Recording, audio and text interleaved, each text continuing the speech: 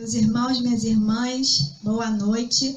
Sejam todos muito bem-vindos ao canal Brilhar é Vossa Luz. Que a paz de Jesus, que já se encontra nesse ambiente, entre em todos os corações, levando paz, harmonia, saúde, paz e bênção.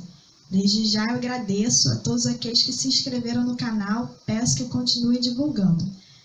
Como página de preparo para a noite de hoje, eu vou ler a página intitulada Reencarnação. Quando Jesus pronunciou a divina palavra, amor, os povos sobressaltaram-se e os mártires, ébrios de esperança, desceram ao circo. O Espiritismo, a seu turno, vem pronunciar uma segunda palavra do alfabeto, divino. Estai atentos, pois que essa palavra ergue a lápide dos túmulos vazios, e a reencarnação, triunfando da morte, revela às criaturas deslumbradas o seu patrimônio intelectual. Já não é o suplício que ela conduz o homem, condulo à conquista do seu ser elevado e transfigurado. Lázaro, Paris, 1862. Uma das mais graves situações que o ser humano vivencia em nossa época, marcada pela insegurança e pela instabilidade, é a falta de respostas às suas dúvidas. O que sou, de onde vim, para onde vou? O que faço aqui na Terra? Qual o sentido da existência humana? São questões a que o materialismo, assim como as doutrinas espiritualistas, que admitem apenas uma única existência, não conseguem responder. O Espiritismo, porém, desde a metade do século XIX, nos esclarece, assentado em fatos, submetidos ao crivo da razão, a realidade da multiplicidade das existências físicas, já registrada no Velho e no Novo Testamento, e que proporciona ao espírito imortal as oportunidades de crescimento e aprimoramento intelectual e moral. Independentemente de qualquer revelação espiritual, os fatos não deixam dúvidas a respeito desta verdade. Eles ocorrem com pessoas sem nenhuma convicção religiosa ou espiritualista, obrigando-as a reformulações relacionadas com suas convicções próprias diante de realidades por elas vividas, conforme relatos que constam desta edição do Reformador. Estudiosos voltados às pesquisas científicas já reúnem um número avassalador de fatos levantados comprobatórios da reencarnação. Da mesma forma, psicólogos e psiquiatras sem nenhuma vinculação religiosa já se utilizam com resultados altamente positivos das terapias de vivências passadas, buscando em reencarnações anteriores as causas das patologias encontradas em seus pacientes na presente existência.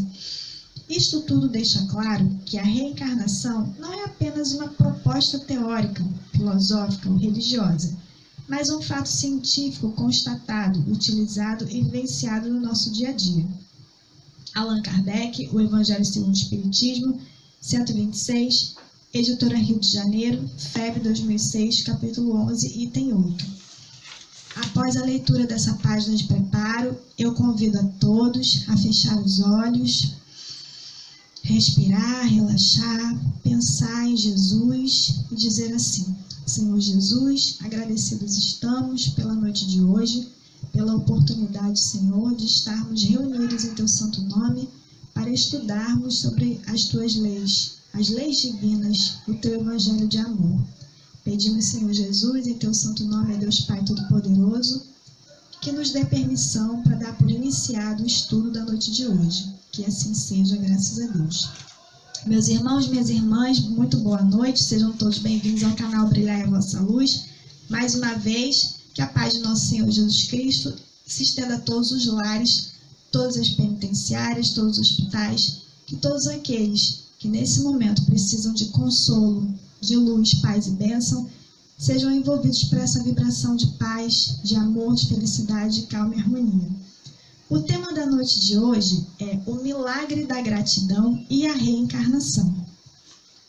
Todos os espíritos tendem para a perfeição, e Deus faculta a esses espíritos atingir a perfeição através das existências corporais, ou seja, todos nós nascemos espíritos simples e ignorantes. E ao longo da nossa trajetória, da nossa jornada evolutiva, nós vamos nos melhorando, né? Vamos evoluindo, mas ainda assim carregando muitas mazelas, muitas dificuldades morais, muitas imperfeições. E como é que eu faço para atingir esse estado de perfeição? Como eu faço para chegar a esse estado de espírito puro, de espírito bem-aventurado, de espírito feliz? Né? São perguntas que quem nunca ouviu falar sobre reencarnação, quem nunca ouviu falar sobre pluralidade, né, das existências, realmente fica pensando: nossa, eu tenho tantos defeitos, tenho tantas dificuldades, tenho muitas coisas boas, mas ainda preciso me melhorar muito. Como eu vou atingir esse estado de perfeição numa única existência? Se eu sei que o meu tempo de vida aqui na Terra, o meu tempo de vida material é tão curto. É natural que a gente tenha essas dúvidas, é muito saudável que a gente tenha essas dúvidas, né? Isso nos mostra o quê? Que nós temos razão, que nós somos críticos, que nós temos capacidade de formular realmente questões profundas para a nossa vida. E os espíritos nos respondem da seguinte maneira: a forma que nós temos de atingir o estado de perfeição, o estado de espírito feliz, o estado de espírito bem-aventurado, é através da reencarnação. No que consiste a reencarnação? O que é a reencarnação? A reencarnação é o retorno da alma, né? O espírito, ele retorna à vida material num corpo novo, formado para ele, que não tem nada a ver, não tem nada em comum com o antigo corpo que ele tinha em sua última encarnação. Com essa ferramenta nova, esse espírito retorna aos palcos da vida material. Para quê? Para vivenciar, né, uma série de situações, uma série de vivências, né, para que ele possa evoluir, para que ele possa se melhorar. Ah, então tudo é assim, muito simples? Deus me faz simples, Deus me faz ignorante, aí eu vou ali evoluindo, mas aí eu tenho um monte de defeito, eu tenho um monte de dificuldade, aí eu vou desencarnar e depois eu volto, e eu vou assim nesse ciclo. Se eu não conseguir resolver tudo nessa vida, eu vou ter outra? É só isso? Não. A reencarnação não é algo tão simples assim.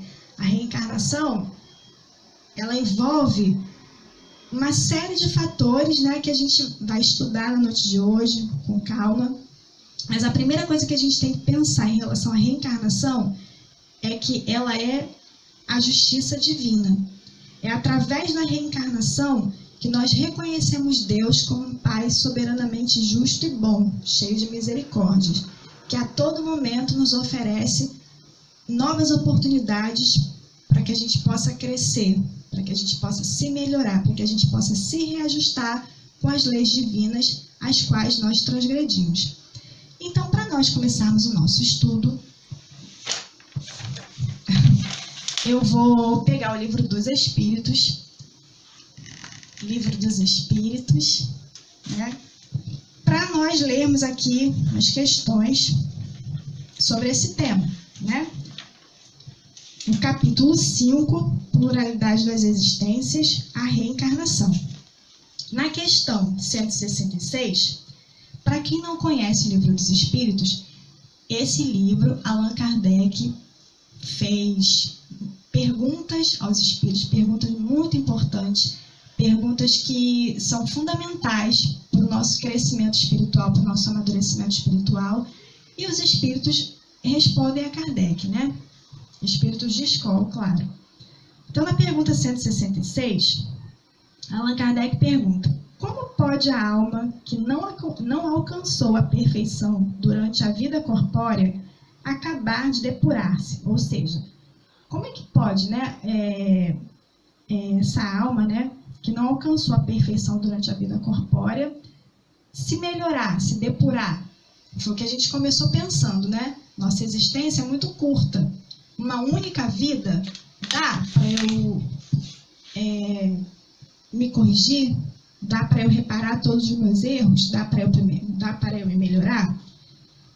Então, os espíritos responderam a Kardec: sofrendo a prova de uma nova existência. Foi o que nós lemos lá na página de preparo. As novas existências são oportunidades que a espiritualidade, que Deus nos concede para que a gente cresça, para que a gente evolua, para que a gente possa nos depurar, né? Nos melhorar. Aí na subpergunta A, Allan Kardec, né, indaga: como realiza essa nova existência? Será pela sua transformação como espírito? Aí os espíritos respondem: depurando-se, a alma indubitavelmente experimenta uma transformação, mas para isso necessária lhe é a prova da vida corporal. Depurando-se, indubitavelmente, a alma, o que acontece com ela? Vai se transformando, ou seja, a cada encarnação que eu tenho, eu vou me melhorando, eu vou me transformando. Aquelas minhas más tendências, né? Aquelas minhas dificuldades, a minha dureza de espírito, a minha dureza de sentimento, isso vai se transformando, isso vai se melhorando a cada nova experiência. E isso só acontece na vida corporal. Então, quando eu estou lá no plano espiritual, quando eu estou lá na erraticidade é quando a gente está lá no plano espiritual, tá? Ali eu estudo, ali eu convivo com espíritos que estão numa condição melhores do que eu, e eu aprendo uma série de lições e me comprometo, né, a quando eu retorno à vida material, colocar em prática para que eu possa me depurar, para que eu possa crescer espiritualmente. Isso acontece tanto no plano espiritual como no plano material. Só que fora da reencarnação, fora desse nosso momento aqui na vida material, é impossível. O espírito precisa reencarnar. Todos nós. Na subpergunta B, Allan Kardec continua, né? A alma passa, então, por muitas existências corporais? Sim, todos contamos muitas existências.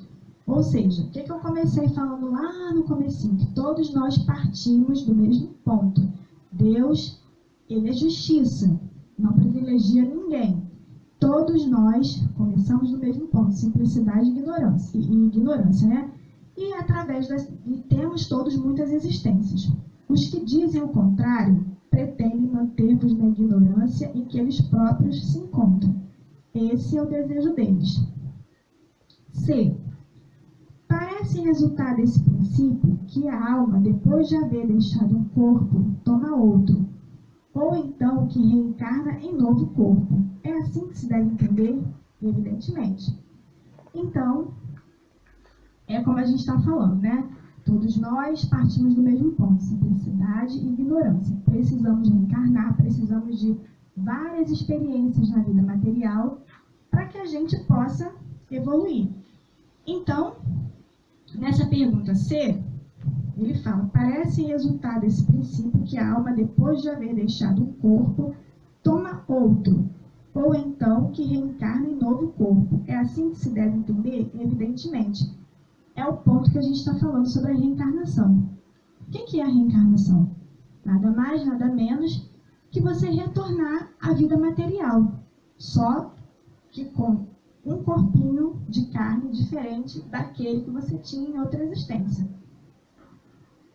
Qual o fim objetivado com a reencarnação?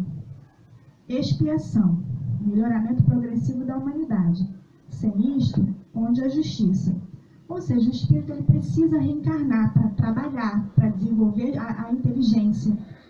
Senão, qual o mérito que a gente vai ter? Como é que eu vou chegar à perfeição, à felicidade, ao estado de espírito bem-aventurado sem esforço, sem trabalho, sem desenvolver a minha experiência, a minha inteligência, sem pôr à prova, né, em diversas situações, as minhas qualidades? Eu preciso reencarnar, eu preciso vivenciar uma série de experiências para colocar tudo isso em teste.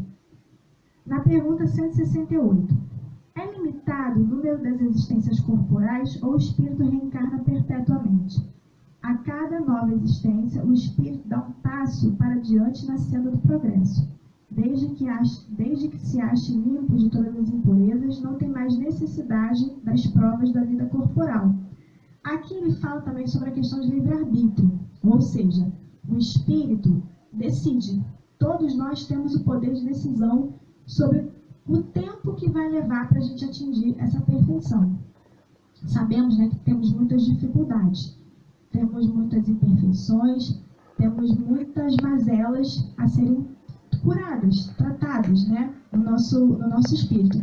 Mas nós temos muitas potencialidades. Nós somos luz, todos nós somos luz, né? Temos o nosso lado sombra, temos o nosso lado luz, yin, yang, assim como a gente vai ver um pouquinho lá na frente no livro Psicologia da Gratidão, de Joana de Ângeles.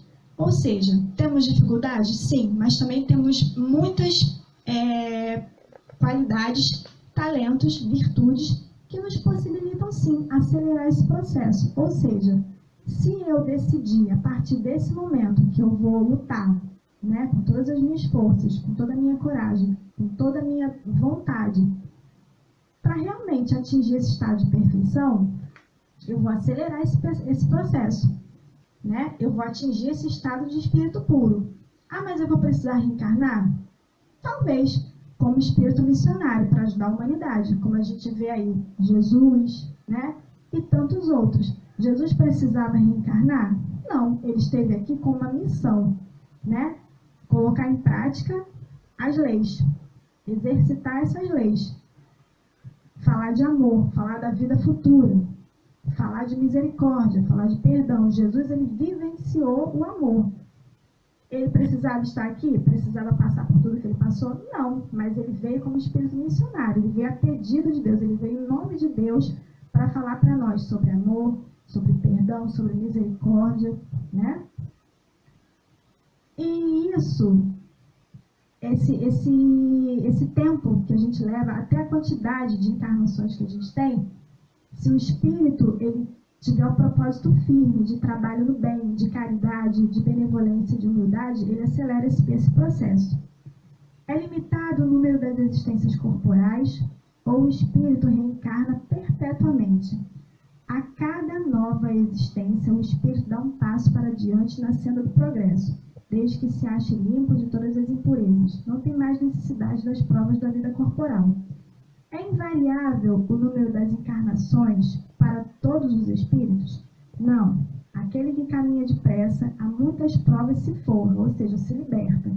Todavia, as encarnações sucessivas são sempre muito numerosas, porquanto o progresso é quase infinito. Por que a gente pode falar aqui que o progresso é quase infinito e que as encarnações são quase sempre numerosas? Porque Deus é misericórdia, Deus é compaixão, Deus é amor, é vida em abundância, é oportunidade. Deus sabe que, né, nós somos espíritos falhos, sabe que nós somos espíritos que somos iludidos pelas condições da vida material. E Deus sabe que é muito difícil a gente atingir esse estado de perfeição no estalar de dedos. É possível? É. Depende do espírito? Sim. Mas a maioria de nós precisa de muitas oportunidades para que a gente se melhore, né? Aí a gente vai ler aqui. Justiça da reencarnação. Em que se funda o dogma da reencarnação?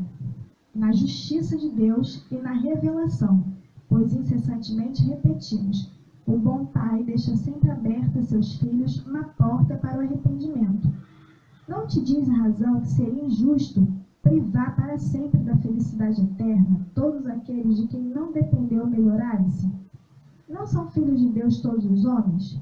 Só entre os egoístas se encontram a iniquidade, o ódio implacável e os castigos sem remissão.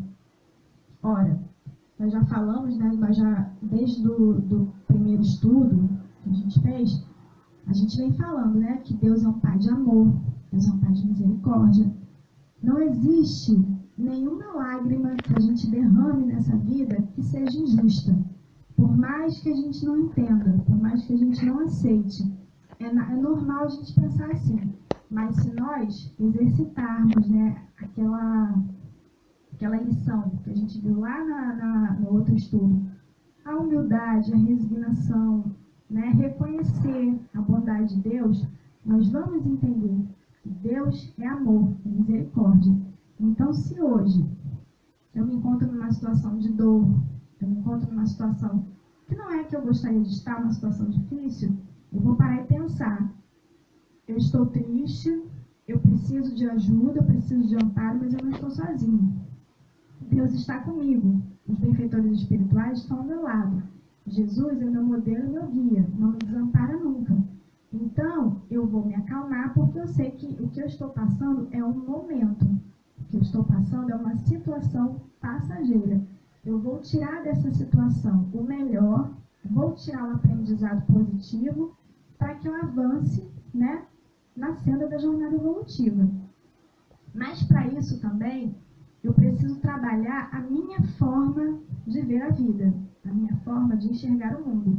E aqui no Evangelho segundo o Espiritismo fala sobre o ponto de vista. O que é o ponto de vista? Eu tenho um ponto de vista sobre uma determinada situação, né? Acontece uma situação, é um fato. Eu vou enxergar esse fato de uma forma, você já enxerga de outra. Aquele lá já enxerga de outra maneira. Nós temos a nossa forma de enxergar a vida, o nosso ponto de vista. Mas, quando a gente se utiliza do nosso ponto de vista, muitas das vezes a gente julga, a gente condena, a gente não entende, né, o que realmente está nas entrelinhas, nas nuances daquele acontecimento. A partir do momento que eu passo a enxergar a vida sob o ponto de vista da vida espiritual, sob o ponto de vista da vida futura, todas as coisas passam a ter sentido maior para mim. Então, se hoje eu me encontro numa situação, né, a falta do emprego, o ente querido que retornou à pátria espiritual, a falta de comida em casa, as contas que eu não consigo pagar, tantas outras situações, o diagnóstico de uma doença muito difícil, todas essas situações são situações muito dolorosas, são situações muito difíceis de serem enfrentadas. Então, eu preciso ter o quê? O pensamento firme em Deus, o pensamento firme na misericórdia divina. Para que eu enxergue a vida pelo ponto de vista da vida espiritual. Então, eu entendo que tudo passa, tudo é momentâneo, tudo é aprendizado. Amanhã, eu estarei numa condição melhor, mais feliz. Porque eu vivenciei essa situação confiando em Deus, sem revolta, com mansidão, com esperança, lutando para melhorar, lutando para que ela se reverta e que tudo se dê da melhor forma possível. Mas eu não vou ver tudo pelo lado do desencanto, do desespero, da revolta, como se Deus não estivesse ao meu lado. Então, olhar a vida, né, sob um ponto de vista diferente, que é o que a gente está propondo nesses estudos, né, enxergar a vida sob o ponto de vista do amor de Deus, da vida futura, da oportunidade que Deus nos dá incessantemente de melhorar, é o que vai nos trazer sentido para a vida, é o que nos vai trazer tranquilidade, confiança, esperança.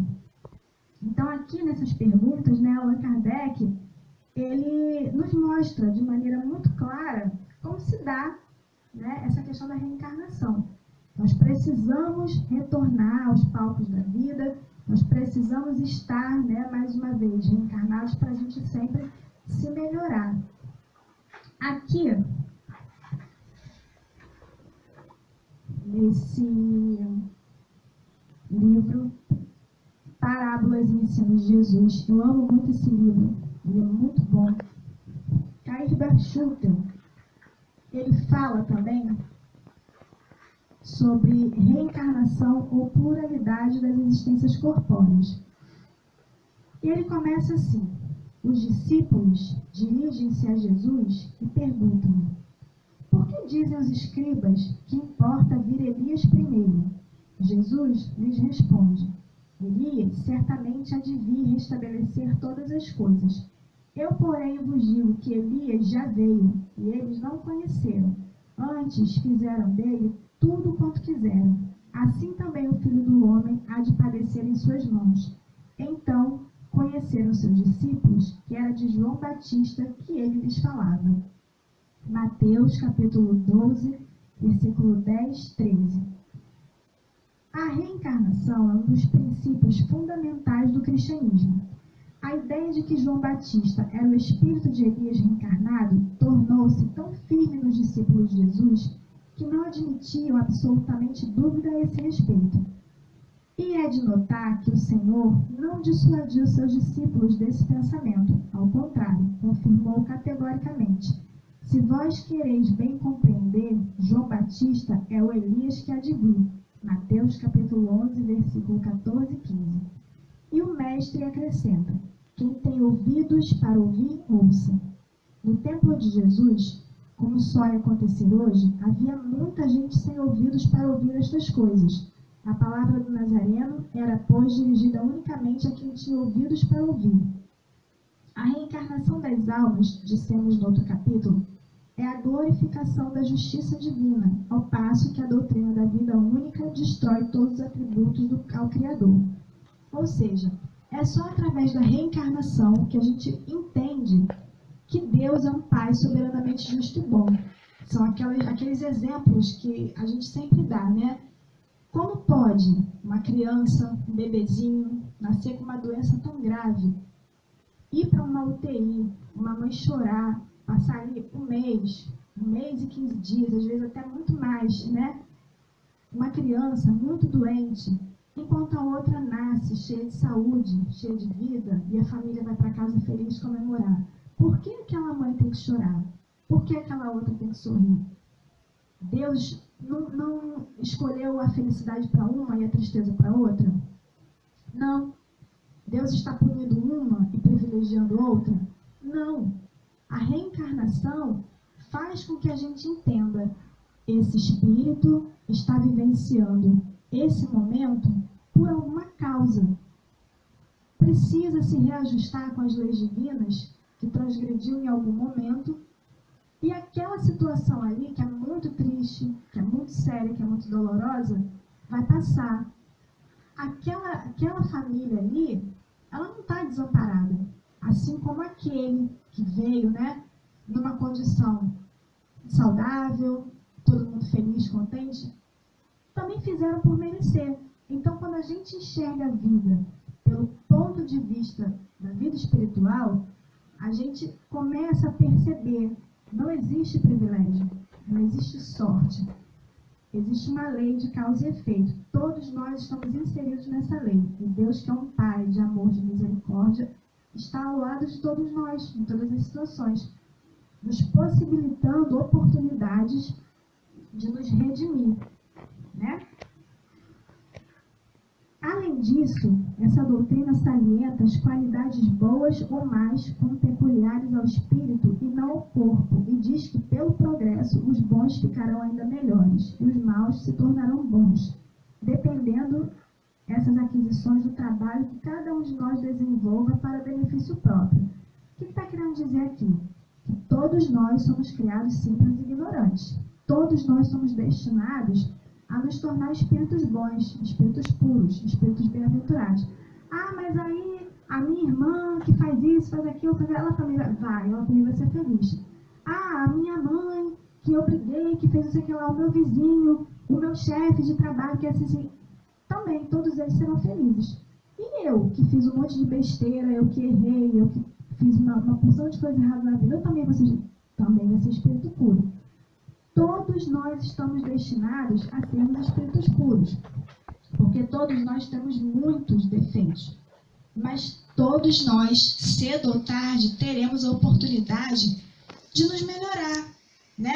Em algum momento, a nossa consciência vai despertar, nós cairemos no arrependimento, depois do arrependimento, a gente vai buscar reparação, e da reparação, o melhoramento. O crescimento espiritual. Através do quê? Através do trabalho. Esse trabalho se dá na vida espiritual, também na vida corporal. E para eu retornar à vida corporal, eu preciso reencarnar. A reencarnação é a justiça divina. O corpo é mais que um agente, um instrumento para a manifestação dessas qualidades. Ao deixar o corpo, o espírito leva consigo tudo o que tem de bom ou mal.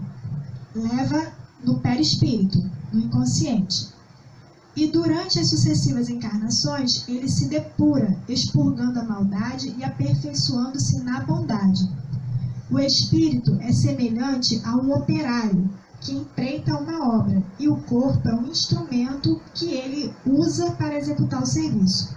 Quando perde ou quebra a ferramenta, o operário adquire outra ou outras até executar a obra. O espírito, quando o corpo morre, toma outro corpo ou outros corpos, tantos quantos sejam necessários para terminar a tarefa. Então, se eu não conseguir nessa existência me melhorar, se eu não conseguir nessa existência me depurar, chegar ao estado de perfeição, que é claro, né? Não vai ser nessa existência que a gente vai conseguir isso, eu irei ter novas oportunidades. Daí o milagre da gratidão. O milagre da gratidão consiste em a gente enxergar Deus nessas oportunidades, por mais difíceis que elas sejam. O espírito grato, o espírito ligado a Deus, o espírito que é resignado, que tudo confia em Deus, ele tem esse entendimento naturalmente. Não precisa ser espírita, não precisa ser católico, não precisa ser um bandista, não precisa ter religião alguma. Se ele tiver comunhão com Deus, através da prece, através da confiança, ele vai entender isso naturalmente, mesmo que nunca tenha ouvido falar em reencarnação. Nós observamos aí pessoas que passam por sofrimentos tão grandes, pessoas que têm a vida tão dura, tão difícil, pessoas que têm doenças, mesmo assim tem que trabalhar serviços muito pesados, tem uma vida realmente de muita luta, e essas pessoas são confiantes, essas pessoas têm fé em Deus, sorriem, são positivas, são produtivas. Isso é crescimento espiritual. Isso não se consegue de uma hora para outra. Essa força que vem do Espírito, a gente consegue só através de muitas vivências, né? Como passar por uma expiação de uma doença dolorosa, grave, com um diagnóstico terrível, um tratamento muito difícil, como passar por essas doenças esperançoso, confiante. A gente tem que ter um pensamento muito firme em Deus, muito firme mesmo. Aqui, nesse nosso livro, né, que é o livro que a gente está trabalhando, Psicologia da Gratidão, pelo Espírito Joana de Ângeles, de Valdo Pereira Franco, tem um pensamento, uma fala de Santo Agostinho, que diz assim: há 1 século e meio quase, Santo Agostinho, espírito, conclamava os que sofriam a coragem e a resignação ante as aflições, mesmo aquelas de aparência cruel, propondo: as provas rudes, ouve-me bem, são quase sempre indício de um fim de sofrimento e de um aperfeiçoamento do espírito, quando aceitas com pensamento em Deus. As provas rudes, ouve-me bem, são quase sempre indício de um fim de sofrimento e de um aperfeiçoamento do espírito, quando aceitas com pensamento em Deus. Então, tudo é a maneira como a gente enxerga a situação. Tudo é o ponto de vista. É como está escrito aqui no Evangelho segundo o Espiritismo. O ponto de vista. Por que ângulo, por que prisma, por qual ponto de vista eu estou enxergando a minha vida atual? Se for por um ponto de vista material, e a minha vida é uma vida difícil, é uma vida de luta, uma vida de sofrimento, eu vou achar que Deus é injusto. Se tudo para mim dá certo, tudo é favorável, né? Eu sou feliz, tenho tudo aquilo que eu quero, mas o meu irmão que está lá fora, a minha irmã que está lá fora, ele está com fome, está desempregado, está doente. Deus é justo? Por que eu tenho que ser tão feliz e aquele outro tem que ser tão triste? São questões que, se eu não tiver o pensamento em Deus, eu não consigo compreender, eu não consigo entender. No mínimo, eu vou ser alguém egoísta, que vou passar pela vida sem me importar com o sofrimento alheio. Vou passar pela vida achando que cada um tem aquilo que merece. De fato, cada um colhe aquilo que planta. Deus dá a cada um segundo as suas obras. Mas em tudo, nós temos que ser misericordiosos. Não cabe a nós, porque eu vi numa palestra, ou eu li no livro espírita que o espírito precisa expurgar, o espírito precisa se depurar, o espírito precisa passar por determinadas situações para que ele evolua. Então, ele está passando por aquilo ali porque ele precisa, porque ele merece, porque ele tem que pagar resgatar alguma situação que ele se complicou em outra existência. Eu não tenho que pensar dessa forma, não se trata disso. Muito pelo contrário, eu tenho que ajudar aquela pessoa, eu tenho que estender a mão, eu tenho que ser instrumento de felicidade na vida daquela pessoa, para que no meio de todo aquele sofrimento ele tenha um amparo, ele tenha socorro, ele tenha apoio. Assim como se eu estiver passando por uma situação muito difícil, oro a Deus também para que eu encontre pessoas que me deem esse apoio, né? Na vida, isso é uma fala, né, de um espírita, um palestrante muito conhecido. Não vou falar o nome porque eu não tenho esse direito, né, de expor o nome de ninguém, mas é uma pessoa muito conhecida e ele sempre fala: na vida nós temos que ser motivo de felicidade para o nosso próximo. Então, se eu não for ajudar, se eu não for colaborar, se eu não for contribuir, melhor nem aparecer.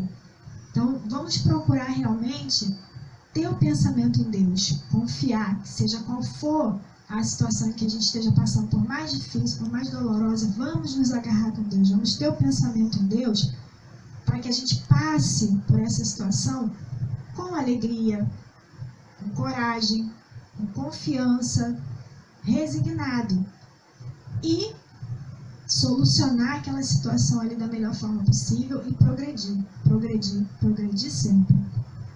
E nesse progresso, né, os espíritos, eles falam conosco da mesma forma que Jesus. Jesus, quando ele esteve encarnado entre nós, ele conversava com a gente através de parábolas, né? Para que nós pudéssemos entender de forma fácil tudo aquilo que ele queria dizer. E os espíritos fazem a mesma coisa. Então aqui, no capítulo 4 do Evangelho segundo o Espiritismo, ninguém poderá ver o reino de Deus se não nascer de novo. Na instrução dos espíritos, eles explicam assim. Só um minutinho para eu contar. É no item 20, né? Eles falam o seguinte: uma comparação vulgar fará se compreenda melhor essa diferença.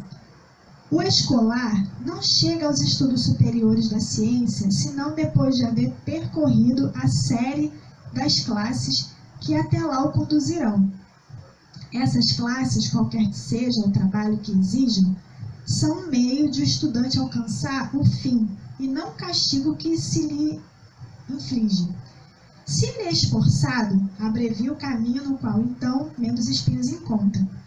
Outro tanto não sucede aquele a quem a negligência e a preguiça obrigam a passar duplamente por certas classes. Não é o trabalho da classe que constitui a punição. Este se acha na obrigação de recomeçar o mesmo trabalho. Ou seja, né, vamos levar ali para o nosso dia a dia. A criança ou jovem que está lá na escola, está lá no primeiro ano, está lá no 8º ano, não sei. Aí ele começa, né, a estudar. Se ele é um bom aluno, se ele é bem aplicado, lá no final do ano ele já está aprovado. Já vai para o próximo ano, curte as férias, é tranquilo, fica feliz, se despede de todos os coleguinhas e retorna para a escola para começar um novo ano letivo, aprender novas coisas. Mas se de repente, seja pelo motivo que for, né, ele se atrapalhou, não conseguiu alcançar as notinhas que precisa, se complicou em algumas coisas e não conseguiu passar. O que tem acontecido? Ele precisa continuar naquela série ali, porque ele precisa aprender aquela lição, ele precisa passar por todo aquele momento de novo para que ele aprenda, para que ele cresça naquilo ali e possa evoluir. Assim somos nós, né? A vida para o espírito, a terra, vamos dizer, né? A terra para o espírito é uma escola, é uma oficina, é um lar, é um presídio. Aí a gente tem que escolher em que condição a gente quer estar na terra, né? Se nosso momento é de aprendizado e a gente não consegue se esforçar, ou se esforça, mas mesmo assim a gente acaba se equivocando e a gente precisa retomar a tarefa, a gente vai ter que voltar para aquele ponto, né? E recomeçar. No Não importa se a gente precisa retomar o ponto. O importante é a gente sempre dar continuidade. É a gente nunca parar. E entender que não adianta. Se eu não aprendi aquela lição, eu vou ter que retomar. Até eu conseguir concluir, né? Assim acontece com o homem na terra. Para o espírito do selvagem, que está apenas no início da vida espiritual, a encarnação é um meio de ele desenvolver a sua inteligência. Contudo, para o homem esclarecido, em quem o senso moral se acha largamente desenvolvido, que é obrigado a percorrer de novo as etapas de uma vida corpórea cheia de angústias, quando já poderia ter chegado ao fim a um castigo, pela necessidade em que se vê de prolongar sua permanência em mundos inferiores e desgraçados. Aquele que, ao contrário, trabalha ativamente pelo seu progresso moral, além de abreviar o tempo da encarnação material, pode também transpor de uma só vez os degraus intermédios que o separam dos mundos superiores. Então, o que nós conversamos lá no começo, lembra? Que o espírito tem livre-arbítrio, né? Então, se o espírito tiver o propósito firme de se melhorar, trabalhar as suas mazelas, as suas dificuldades através da reforma íntima, ele vai ascender, né, na sua jornada evolutiva mais depressa. Então, ele não precisa de tantas encarnações. E se houver necessidade que ele reencarne, vai ser na condição de espírito missionário, para trazer conhecimento, trazer progresso, trazer amor, né, para aqueles que precisam. Mas ele vai estar sempre ali, evoluindo mais rápido, pela sua própria escolha, pelo seu próprio esforço. Não poderiam os espíritos encarnar uma única vez em determinado globo e preencher em esferas diferentes suas diferentes existências? Semelhante modo de ver só seria admissível se na Terra todos os homens estivessem exatamente no mesmo nível intelectual e moral. E não, nós não estamos. Nós somos espíritos encarnados na Terra, mas cada um está num grau, está numa escala, né? Eu vou fazer um estudo sobre isso, sobre a escala, sobre essa diferença, né, de espírito evoluído, espírito imperfeito, mas isso aí um pouquinho mais para frente. E aqui na Terra, estamos todos inseridos na Terra, somos todos iguais diante de Deus, mas estamos em escalas evolutivas diferentes. As diferenças que há entre eles, desde o selvagem ao homem civilizado, mostram quais os degraus que tem de subir. A encarnação, aliás, precisa ter um fim útil. Ora, qual seria o das encarnações efêmeras, das crianças que morrem em tenra idade? Teriam sofrido sem proveito para si, nem para os outros? Deus, cujas leis todas são soberanamente sábias, nada faz de inútil. Pela reencarnação no mesmo globo, quis ele que os mesmos espíritos, pondo-se novamente em contato, tivessem ensejo de reparar seus danos recíprocos, por meio das suas relações anteriores. Quis, além disso, estabelecer, sobre base espiritual, os laços de família e apoiar numa lei natural os princípios da solidariedade, da fraternidade e da igualdade. Esses laços de família aqui são muito importantes, porque quantas pessoas, né, às vezes pode parar para pensar, por que eu vou ter filhos? Por que eu vou constituir família? Por quê? Se tudo morre, né? Para que eu vou criar uma criança? Para que eu vou ter contato mesmo com a minha família? Se daqui a pouco eu vou desencarnar? Se daqui a pouco tudo se acaba? E a reencarnação mostra que não. A reencarnação reforça os laços de família. Uma vez que na nossa vida, né, nós vamos nos afeiçoando a certos grupos, tendo afinidade com uns, né, ligação com outros, e isso vai ampliando esses laços, eles vão sendo fortalecidos. Então, quando eu desencarno, retorno para o plano espiritual, normalmente eu retorno para o mesmo grupo. Então, os laços de família, eles não se perdem com o desencarno. Eles não se perdem com a morte. Pelo contrário, a reencarnação fortalece os laços de família. Então, estudar sobre a reencarnação, né? Estudar as obras de Allan Kardec, estudar o Espiritismo, faz com que a gente amplie o nosso pensamento, faz com que a gente modifique a nossa forma de nos enxergar. É o que lá na página de preparo disse no começo do nosso estudo, né? Quem eu sou, de onde eu vim, para onde vou, o que eu estou fazendo na Terra, qual é o sentido da vida. Então sempre a gente vai voltar nessa questão do sentido da vida. O sentido da vida é evoluir, o sentido da vida é se melhorar, o sentido da vida é chegar ao estado de espírito puro, bem-aventurado. Para isso, eu preciso de diversas encarnações, né? Eu preciso de vários corpos para que eu retorne à Terra, para que eu possa colocar em prática tudo aquilo que eu aprendi lá no plano espiritual. E mais, o sentido da vida é o amor. O sentido da vida é a misericórdia. O sentido da vida é a gratidão. A gratidão a Deus por tudo. Principalmente pelas situações difíceis que nós passamos, né? Como a gente já falou, a dor é uma mola propulsora. A dor é o que nos faz sair da zona de conforto. Não estou falando de coisas imediatistas, de coisas do dia a dia, de coisas corriqueiras. Mas estou falando de coisas grandes, de coisas que nos fazem pensar lá no alto, pensar no futuro, pensar lá na frente. Mas que futuro? Se daqui a um tempo eu vou desencarnar. Para que pensar no futuro? Eu quero viver o agora. Mas o agora, na verdade, é construção para o amanhã. O que eu fiz lá atrás é o que me deu base para chegar até aqui. Então eu tenho que ser grata ao meu passado. Eu tenho que ser grata à minha história de vida. Eu tenho que ser grata à minha família. Todos aqueles que passaram pela minha vida com experiências negativas ou positivas.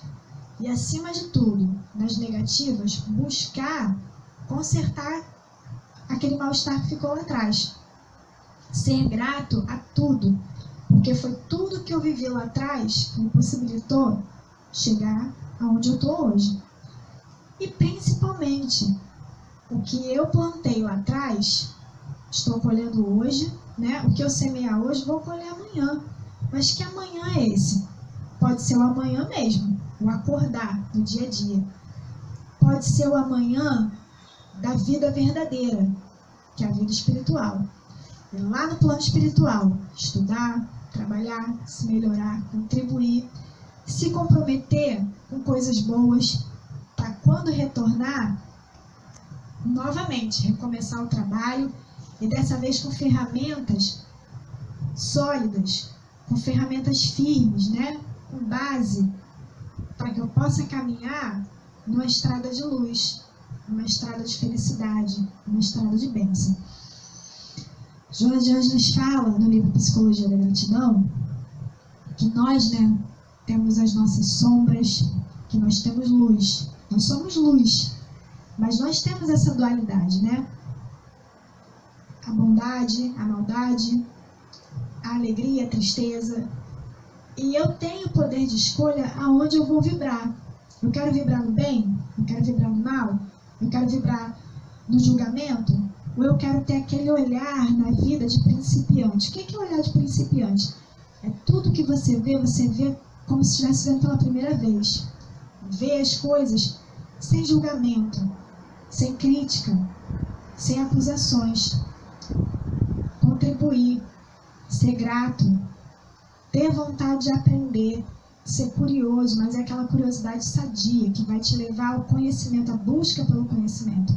Nesse momento nós estamos em busca de conhecer a nós mesmos, buscar a nossa essência, que é divina. Nós somos filhos de Deus. Deus é divino, é divindade. Se somos filhos de Deus, somos seres divinos. E a gente precisa se enxergar dessa forma, para se amar, se respeitar, se perdoar, buscar ter misericórdia com a nossa vida, com a nossa história, porque a maioria das vezes que a gente se machuca é porque nós somos muito duros com nós mesmos. Não aceitamos o corpo que temos, né? Sofremos por isso, e por isso a gente se frustra, se angustia, e vai criando uma série de situações que se transformam em verdadeiros transtornos. Ao passo que, se eu me reconhecer como filho de Deus, que estou caminhando, buscando meu melhoramento, estou lutando para me tornar um ser melhor, eu vou ter paciência comigo mesmo, com as minhas dificuldades. Vou buscar me melhorar, mas sem me agredir, sem me violentar. Aí, ela fala o seguinte: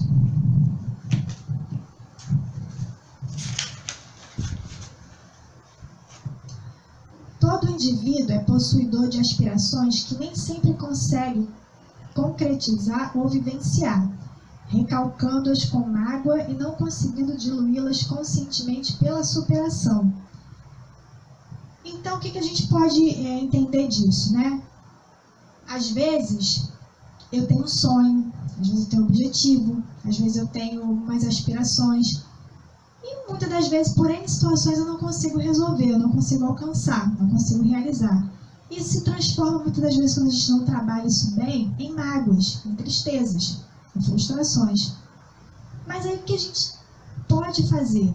Ter a fé, ter a esperança, ter a confiança, principalmente a confiança no futuro.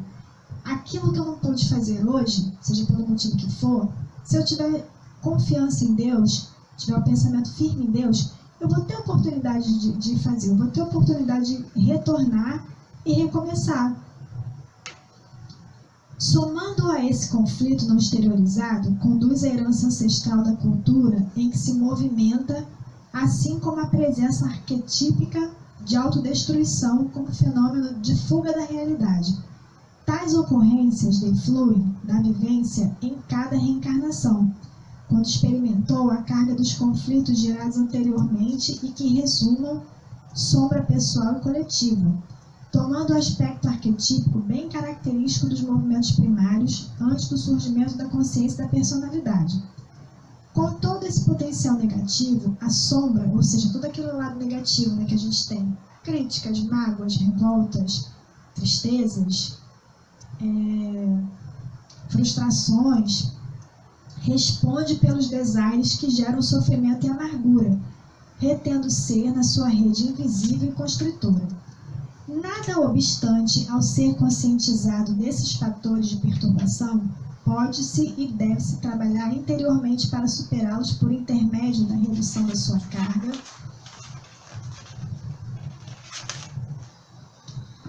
aplicando-se contribuições edificantes e saudáveis, como o otimismo, a confiança no êxito, a solidariedade, o esforço para manter as perspectivas de realização sem os receios injustificáveis. A sombra pode ser vista como uma névoa, ou uma ilusão que o sol da realidade dilui proporcionando a visão clara do existir, no qual todos se encontram situados. E porque as aspirações humanas saudáveis são crescentes, à medida que vão sendo superadas algumas dificuldades do amadurecimento psicológico, ampliam-se os horizontes do equilíbrio e do despertamento para a individuação.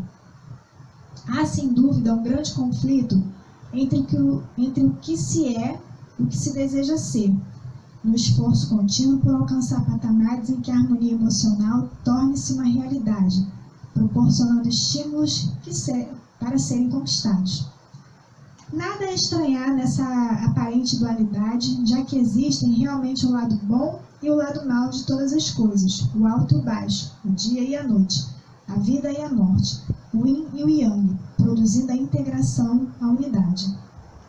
Ou seja, né, dentro de nós temos muitas qualidades, infinitas qualidades, muitas virtudes, mas também temos muitas dificuldades. E mais uma vez a gente volta, né, no ponto. Trabalhar. Trabalhar de que forma? Trabalhar a nossa reforma íntima. O que é a reforma íntima? Reforma íntima é aquela avaliação que eu faço, né? Eu paro para pensar. Eu tenho uma dificuldade muito grande, não sei, sou egoísta, sou vaidoso, sou orgulhoso, sou intolerante ou sou tudo isso, então eu reconheço que eu tenho essas dificuldades. Eu tenho como trabalhar tudo isso numa só existência? Claro que não. Então eu vou parar e pensar, poxa, eu vou tentar ser menos mal-humorado. Eu vou passar a dar bom dia para as pessoas, boa noite, vou passar a cumprimentar. Vou ter um pouco mais de paciência, vou passar a sorrir mais para as pessoas, né? Não vou exigir tanto delas. E com esses pequenos passos, nós vamos o quê? Nos tornando pessoas mais dóceis, mais agradáveis, mais fáceis de lidar. Isso vai fazendo com que a gente avance. Hoje, eu já não sou não me sinto mais tão mal-humorado, já consigo passar um pouco mais de alegria para as pessoas, mais positividade. Vou deixar de ser um pouco egoísta. Então eu passo o quê? A dividir mais, a colaborar mais, a exigir menos. Ah, não, eu não preciso de repente, tanta roupa, não preciso de tanto sapato. Eu vou doar. Ou eu não tenho nada para doar, mas eu vou doar o meu tempo. Porque às vezes a pessoa é tão egoísta que não se dispõe a ajudar ninguém em nada. Então eu vou doar o meu tempo. De que maneira? Eu vou ao orfanato ajudar, ou eu vou à casa espírita, colaborar nas atividades da casa. Tem inúmeras coisas que a gente pode se propor a fazer, ou ajudar, de repente, a minha comunidade, de alguma maneira, ajudando crianças, ajudando idosos, eu não sei. Mas vou trabalhar esse egoísmo. Então, assim, a gente vai trabalhando as mazelas, as dificuldades, vai tentando corrigir aquilo ali. Isso se chama reforma íntima. E através da reforma íntima, a gente vai avançando. Vamos nos tornando espíritos melhores. E com isso, a nossa jornada evolutiva vai sendo mais feliz. Né? Nós vamos buscando a paz, a alegria e a felicidade.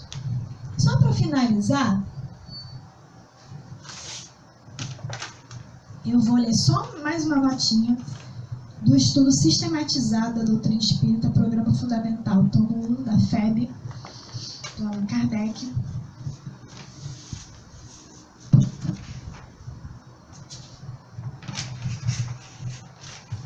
Eu vou ler só mais esse pedacinho aqui, só para a gente fechar. Finalidade da reencarnação. O fim objetivado da reencarnação para os espíritos superiores pode ser resumido no seguinte esclarecimento: expiação, melhoramento progressivo da humanidade. Sem isto, onde a justiça? Deus lhes impõe a encarnação com o fim de fazê-los chegar à perfeição. Para uns, expiação, para outros, missão. Mas para alcançarem essa perfeição, têm que sofrer todas as vicissitudes da existência corporal. Nisso é que está a expiação. Visa ainda outro fim, a encarnação, onde pôr o espírito em condições de suportar a parte que lhe toca na obra da criação. Para executá-la, é que em cada mundo toma o espírito um instrumento de harmonia com a matéria essencial desse mundo, a fim de aí cumprir, daquele ponto de vista, as ordens de Deus. É assim que, concorrendo para a obra geral, ele próprio se adianta. A ação dos seres corpóreos é necessária à marcha do universo. Deus, porém, na sua sabedoria, quis que nessa mesma ação eles encontrassem meio de progredir e de se aproximar dele. Deste modo, por uma admirável lei da providência, tudo se encadeia, tudo é solidário na natureza. A encarnação é necessária ao duplo progresso moral e intelectual do espírito. Ao progresso intelectual, pela atividade obrigatória do trabalho. Ao progresso moral, pela necessidade recíproca dos homens entre si. A vida social é uma pedra de toque das boas ou más qualidades. A bondade, a maldade, a doçura, a violência, a benevolência, a caridade, o egoísmo, a avareza, o orgulho, a humildade, a sinceridade, a franqueza, a lealdade, a má-fé, a hipocrisia. Em uma palavra, tudo que constitui o homem de bem ou de perverso tem por móvel, por alvo e por estímulo as relações do homem com o seu semelhante. Para o homem que vivesse insulado, não haveria vícios nem virtudes, preservando-se do mal pelo insulamento. O bem de si mesmo se anularia. Então o homem não foi feito para viver sozinho. O homem foi feito para viver em comunidade. E com essa fala que eu vou finalizando o meu estudo de hoje, pedindo, agradecendo a vocês pela atenção, agradecendo a Deus pelo amparo, aos benfeitores espirituais também, pelo amparo, pela misericórdia. E deixando essa mensagem final, né? Que nós busquemos estar uns ao lado dos outros, porque sozinhos nós não crescemos. O indivíduo precisa estar em comunidade, precisa do outro para crescer, para aprender, para se desenvolver. Então sejamos tolerantes, menos preconceituosos, tenhamos mais amor nos nossos corações e vamos buscar uma vida alegre e feliz. Então vamos fechar os nossos olhos, pensar em Jesus mais uma vez e dizer assim: Senhor Jesus, agradecidos estamos pelo estudo, pelo esclarecimento, pela oportunidade, Senhor Jesus, que o Senhor nos deu de estarmos juntos e de aprendermos, Senhor Jesus, sobre as tuas lições de amor, de misericórdia e de libertação. Amigo Jesus, que as vibrações de paz, de amor, de felicidade, de misericórdia se estendam a todos os lares, a todos os hospitais, a todas as escolas, a todos os presídios, a todos os asilos, todos os orfanatos, a todos aqueles, Senhor Jesus, que se encontram tristes, enfermos, precisando, Senhor Jesus, do teu amparo, da tua misericórdia. Sê conosco, Senhor. Nos envolve, nos protege, nos ampara, que na noite de hoje, Senhor Jesus, toda a tua paz se derrame sobre todos nós. Muito obrigada por tudo. Dai-nos, Senhor Jesus, permissão para dar por encerrado o estudo da noite de hoje. Que assim seja, graças a Deus. Meus irmãos, muito obrigada pela atenção, pelo carinho, pela companhia de vocês. Se inscreva no canal. Mais uma vez eu vou dar o endereço, vou ter que ler porque eu não decoro. youtube.com/brilhar a vossa luz. Se inscrevam no canal, divulguem, compartilhem. Que a paz de nosso Senhor Jesus Cristo esteja com todos. Um beijo no coração de todos vocês e a gente se vê no nosso próximo encontro. Um beijo.